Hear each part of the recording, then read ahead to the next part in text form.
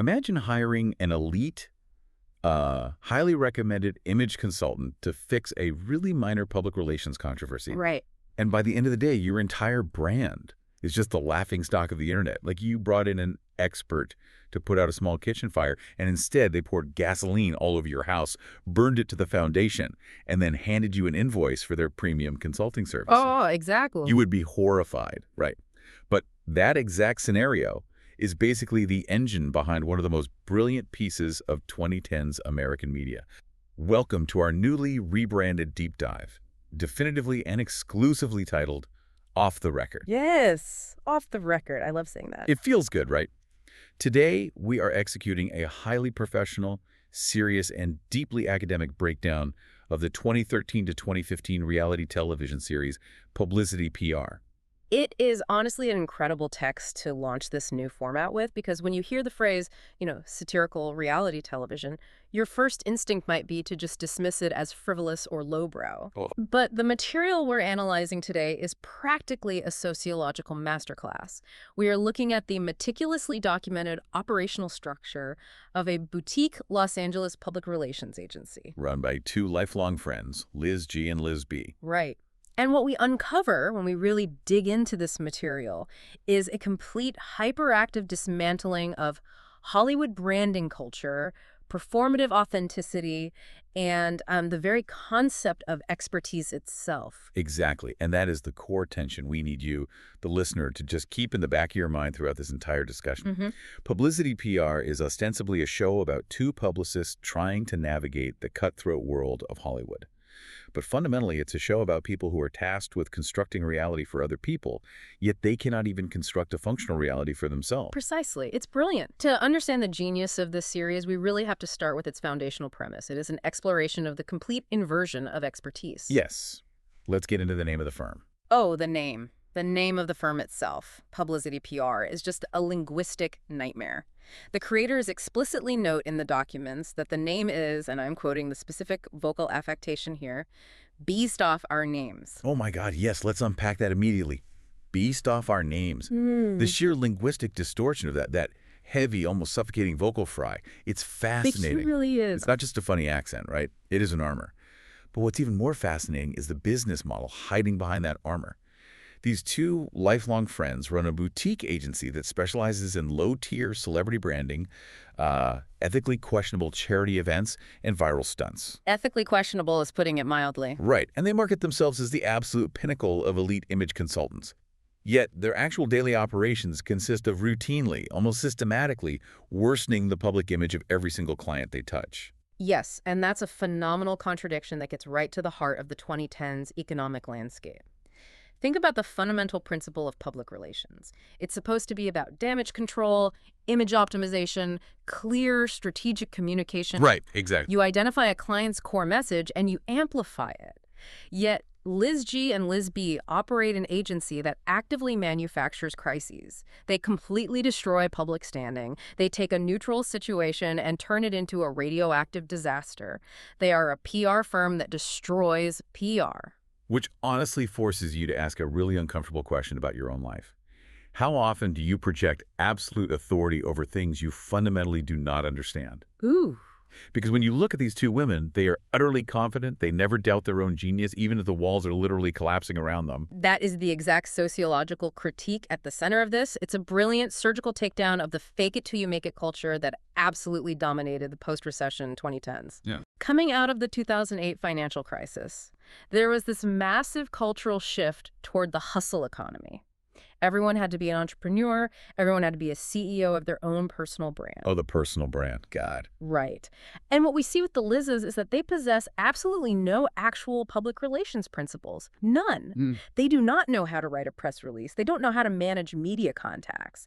But they possess the aesthetic of professionalism. Yes. They have the modern office with the glass walls. They have the rapid-fire corporate jargon. They have the aggressive leaning-in attitude. Exactly. It shows how, in modern capitalist structures, Pure, unadulterated confidence can completely bypass the need for actual competence. Confidence bypassing competence. Mhm. That is the tagline for an entire decade. You know, we promised you, the listener, that Off the Record would step outside the rigid confines of standard discourse. And since we are digging so deeply into the psychology of this era, I think we need to really settle into the late-night philosophical spirit of the show. I am going to pour us a drink. I think that is an incredibly appropriate idea. An analysis of this magnitude definitely requires a certain level of conversational lubrication. I will gladly accept a generous pour. Excellent. I've got a very nice bourbon right here. Oh, lovely. Handing this over to you. Cheers to the new era of Off Record. And cheers to getting into the marrow of the material. Cheers to that. Wow, that's really smooth. Right. All right, so as we move past the overarching premise, we have to recognize that the structural disaster of this business doesn't just happen in a vacuum. It is rooted entirely, 100%, in the psychological makeup of its founders. Let's look at the character profiles and the psychology of this workplace. You absolutely cannot separate the operational failures of PubLIZity PR from the pathology of Liz G and Liz B. When you examine the character of Liz G, the co-owner, you see someone who is intensely driven, completely obsessed with luxury branding, social status, and outward appearances. She frequently, almost pathologically, identifies herself as the driven one in the partnership. And then you have Liz B, the other co-owner. She is highly impulsive, constantly easily distracted by superficial spirituality, messy romantic relationships, and her dogs. Yes. Her primary motivation in life is that she desperately wants to, quote, have a life, which, as the show brilliantly highlights, constantly collides with the actual demands of crisis management. Right, because if your client is in the middle of a media scandal, you cannot be off trying to balance your chakras. Exactly. And caught between these two opposing forces of nature is Cassandra, their incredibly deadpan assistant, who basically endures immense emotional abuse and the most toxic workplace instability imaginable just to keep the lights on. The dynamic is a perfect storm of modern workplace dysfunction, and it's important to understand the specific clash of modalities here. Liz G represents performative corporate ambition. She desperately wants the status of being a successful, ruthless CEO. She wants the power suits. She wants the power suits and the authority, but she has no interest in or understanding of the actual mechanics of running a business. She just wants the title. Liz B, on the other hand, represents performative wellness and toxic spirituality.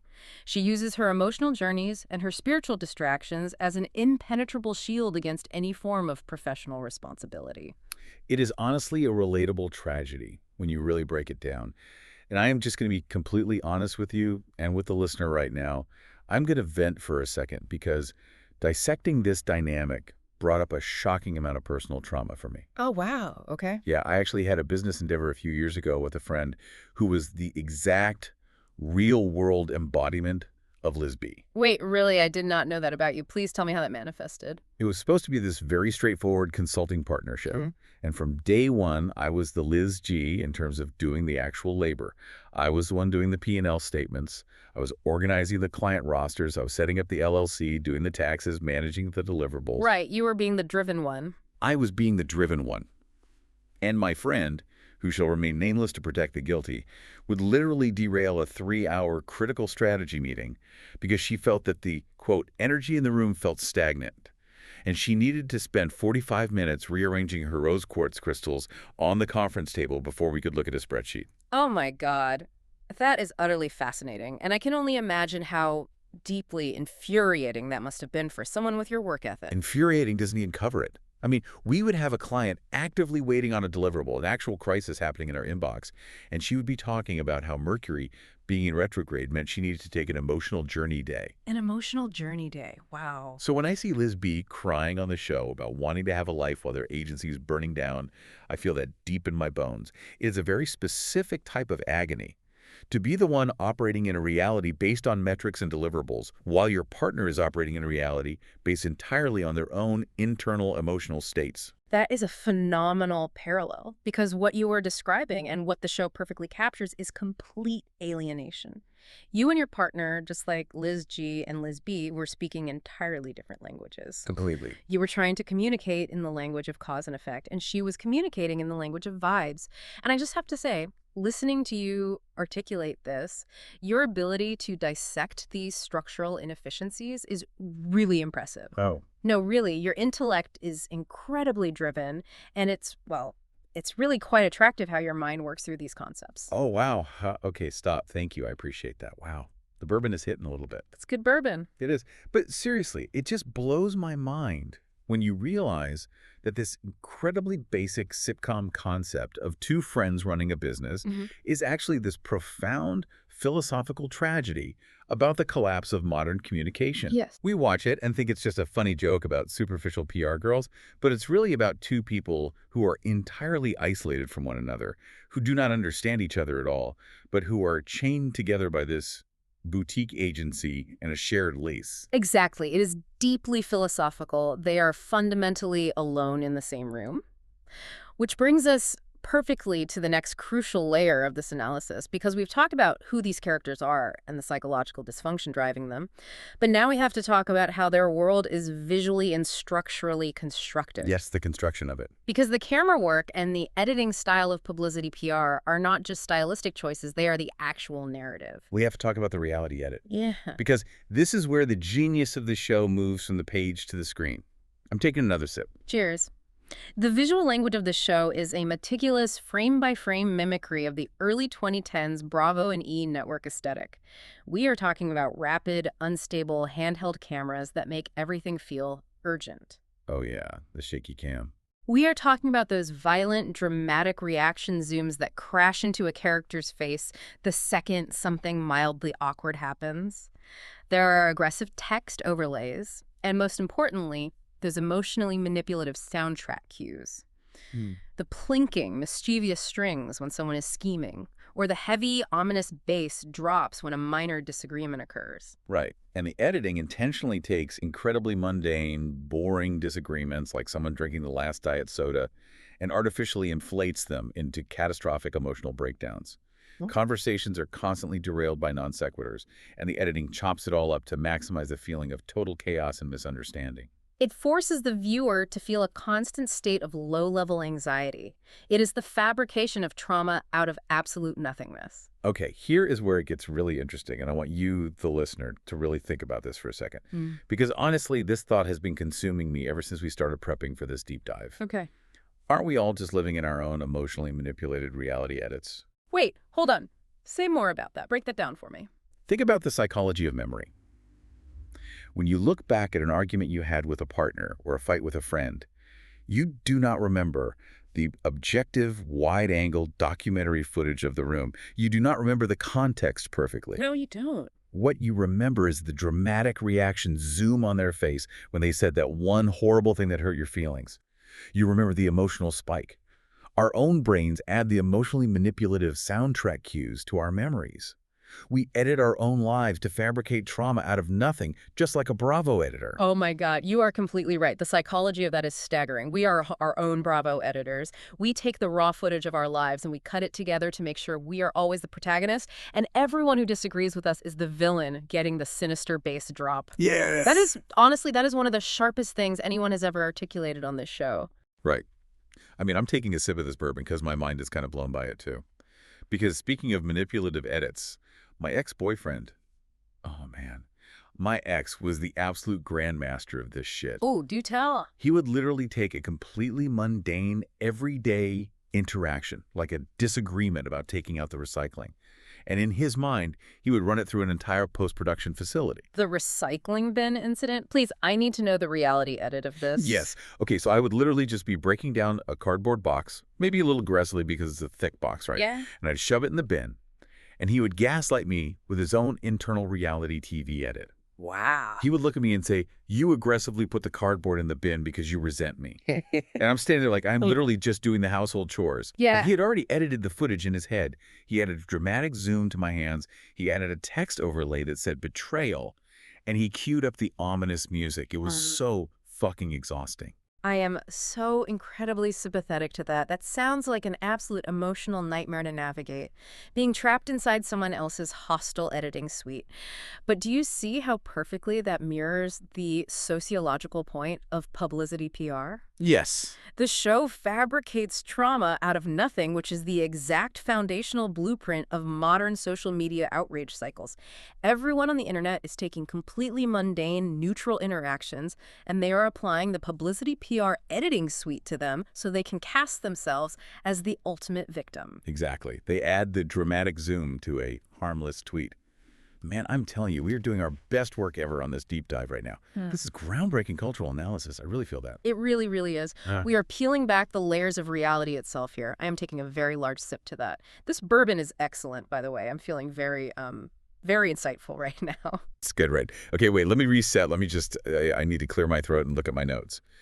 Let's pivot back to the actual mechanics of the agency in the show, because we need to look at the clients, the actual unfortunate people and brands who suffered at the hands of this PR firm. Right.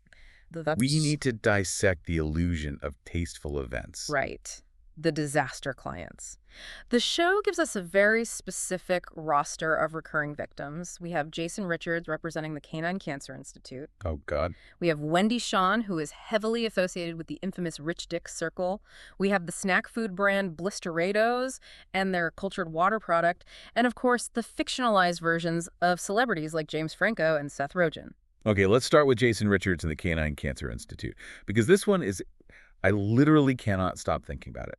Jason Richards comes to them and very explicitly asks for a tasteful, respectful fundraiser to raise money for dogs with cancer. Right, a noble cause. And what do Liz G and Liz B create?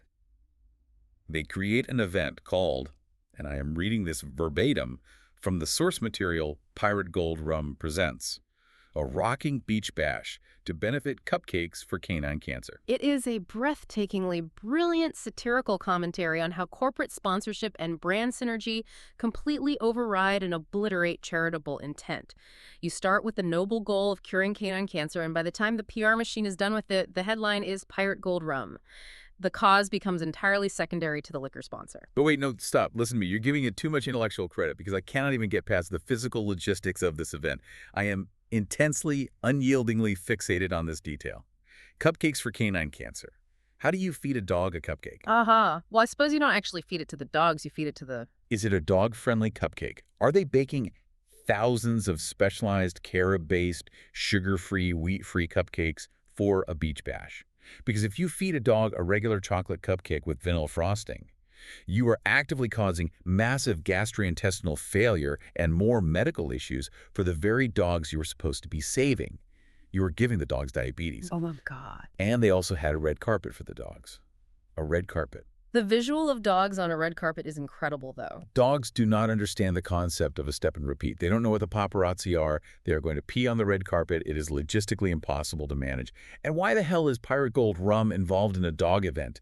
Do dogs drink rum? I'm actually crying laughing right now. No, the dogs do not drink rum. Yeah. It's the synergy, the brand synergy. They just jammed two completely unrelated lucrative concepts together. It makes no sense. It literally breaks my brain to think about the event planning that went into this. Who is pouring the rum? Are the dogs at the bar? It's just complete chaotic incompetence masked as event coordination. It's beautiful. And then, oh man, and then we have to talk about Wendy Shawn, because this is a whole different flavor of disaster. Yes.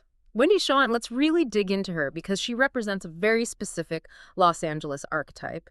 She is a core part of the Rich Dick Circle. For the listener who might not be familiar with the deep lore here, the Rich Dick Circle is a savage satire of trust fund LA elitism. These are people who have never worked a single day in their entire lives, who have unfathomable amounts of generational wealth, and who treat the entire city of Los Angeles like their personal playground. And Wendy Shawn is right in the middle of it. Exactly. And the sociology of this is fascinating because why does someone like Wendy Shawn, a trust fund kid who doesn't actually produce anything, need a public relations firm? What is she doing PR for? She's doing PR for her own existence. Mm. She hires the Liz's for luxury brand disasters, basically throwing money at them to validate her status. Mm-hmm. And the Liz's, who are desperate to be seen as elite, take her money and inevitably ruin whatever flimsy socialite event she's trying to host. It is the collision of unlimited wealth and absolute incompetence. It is trust fund kids needing PR, which is really just incredibly expensive adult babysitting. It's luxury branding crashing into a brick wall. The Liz's want to be Wendy Shawn. They want that effortless, unearned wealth. So they cater to her, but because they have no actual skills, they just end up publicly humiliating her in these extravagant, catastrophic ways. It's a beautiful Ouroboros of fake Los Angeles status. The rich paying the incompetent to look important, and everyone ends up looking like a fool. A beautiful Ouroboros of fake LA status. Wow, put that on a t-shirt. I am drinking to that. That is poetry. Thank you. But speaking of crashing into a brick wall, we cannot talk about corporate branding without talking about the snack food empire. Blisteritos and cultured water. Oh my God, Blisteritos. I need to take a breath because I might choke on my drink. The firm is hired to do a massive launch event for this terrible snack food. Yeah. And they create the infamous, wait, let me make sure I pronounce this perfectly. They create the Congraturitos red carpet viewing party. Congraturitos. It is the most deranged word I have ever heard. Congraturitos. I am wheezing. It is so stupid. It is the most beautiful, magnificently stupid corporate portmanteau in the history of television. Congraturitos. But wait, explain the mechanics of why that is so funny, because we need to be academic here for the listener. Why does Congraturitos work as a joke? Because in the 2010s, we actually had things like the Doritos Locos Tacos. Right. Corporate food sponsorships were constantly trying to invent these viral, synergistic mashup. Right. The Doritos Locos Tacos worked because it was just a taco made out of a chip. It was simple. But Congraturitos is the Liz's fundamentally misunderstanding how human language works. They are trying to combine congratulations and Doritos or Blisteritos into an event title, and it just sounds like a medical condition. It really does. It sounds like a severe intestinal blockage. I'm sorry, sir. You have a bad case of Congraturitos. It is so violently stupid. Yeah. And Seth Rogen gets roped into this. He is playing a fictionalized version of himself, and he gets dragged into this Congraturitos universe. Seth Rogen, yes. He gets trapped in their web of terrible branding. Yeah. What was I saying before that? We were talking about Wendy. No, we were talking about Liz G. Hold on. I just realized something. We completely contradicted ourselves earlier. Wait, what do you mean? What did we say? At the beginning of the show, we said Liz G was the driven professional one who wanted to be a CEO. Yeah. But how in the hell can we call her professional if she is the one actively organizing a red carpet for dogs to eat rum cupcakes and naming an event Congraturitos? She's not professional at all.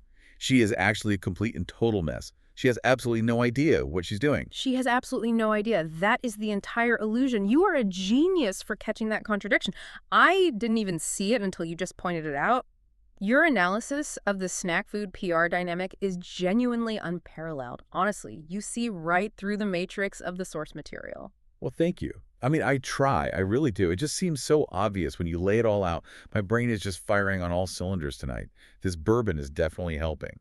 You are brilliant.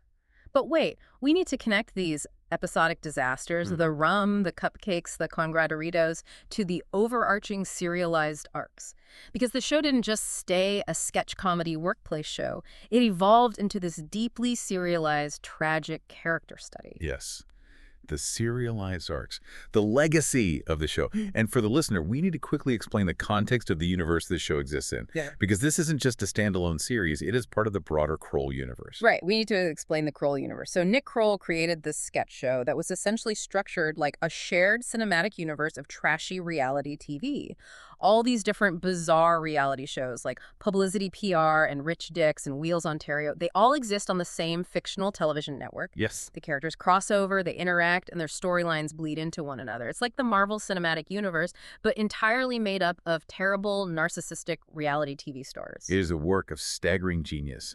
And within that universe, the overarching arcs of PubLIZity PR are just fundamentally tragic. Let's talk about the pregnancy. The pregnancy? Oh, God. In season 2, Liz B gets pregnant.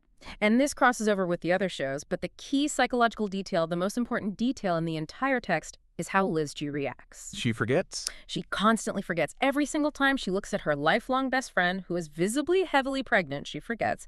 And she reacts with visible, genuine shock every single time she is reminded. It's incredible. It's so funny, but it's... No, it's not just funny. It's actually making me really emotional right now. Really? Yeah, it is a brilliant, long-form comedic arc about narcissistic blindness.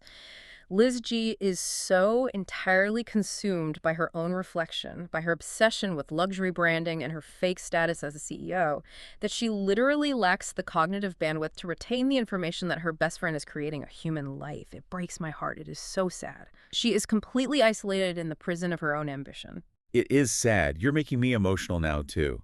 And you know who else is sad? Cassandra, the assistant. The text outlines that after years of enduring this psychological warfare, Cassandra finally revolts and tries to pursue her own reality TV ambitions. And I get so emotional thinking about her journey. Cassandra is the tragic hero of the entire universe. She really is. She is. She just wanted to be on TV, man. Yeah. She was sitting there day in and day out watching these two absolute frauds feed rum to dogs and invent words like congraturitos, and she just wanted a piece of the pie. She took their abuse, and she just wanted to be seen. She is literally the Cassandra of Greek myth. The metaphor is perfect. She is the prophet who sees the truth of the disaster, who knows the ship is sinking, and absolutely no one believes her. She is cursed with knowledge in a world of idiots. Exactly. And the inevitable collapse finally happens. The agency cannot sustain the incompetence. The text says that Liz G finally abandons the company entirely. She leaves to go be on a different reality show called Gold Diggers. She just bails on her best friend.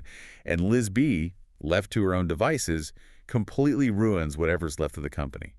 The agency dies. And the title of the series finale, do you remember the title of the finale? This has been such an amazing experience. This has been such an amazing experience. The utter staggering delusion of that title. They burned everything to the ground. They alienated everyone they knew.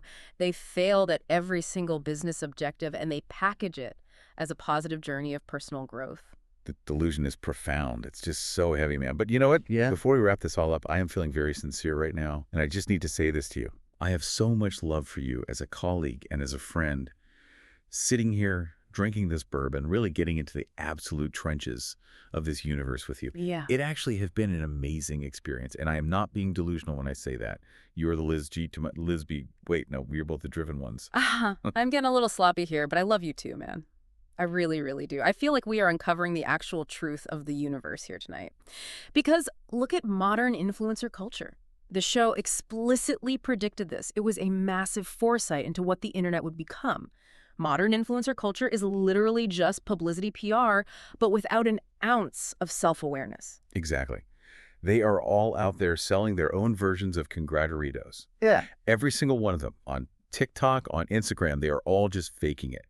They possess the aesthetic of expertise with none of the competence. They are fabricating trauma out of thin air with reaction zooms.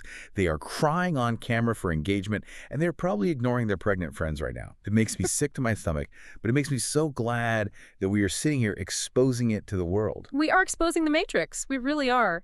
Okay, we need to wrap this up before we completely lose the thread. Yeah, okay. I am definitely slurring a little bit.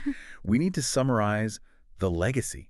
The legacy of PubLIZity PR. It has this massive cult following. It predicted the absolute nightmare of performative authenticity. It built the Kroll universe. It's all connected, man. The dogs, the cupcakes, the pirate rum, the trust fund kids, the crystals, the Bravo camera zooms. It is all just one big manipulative edit of reality. It is. And I want to express my deepest, most profound, perhaps overly emotional gratitude to you, the listener. Thank you. Thank you for sticking with us through the truth tonight. Through the canine cancer logistics, through the reality edits, through the bourbon. You are the real ones. We could not do this without you. Yeah. Thank you, honestly. And I want to leave you, the listener, with this one final thought. I want you to think about this tonight when you look in the mirror and brush your teeth. If your life was suddenly a boutique PR agency, what impossible, chaotic, fundamentally broken brand are you secretly trying to sell to the rest of the world? And more importantly, who is the Cassandra in your life that you are emotionally destroying in order to do it? Wow. That is heavy. That is so profound. We are off the record. We will see you next time.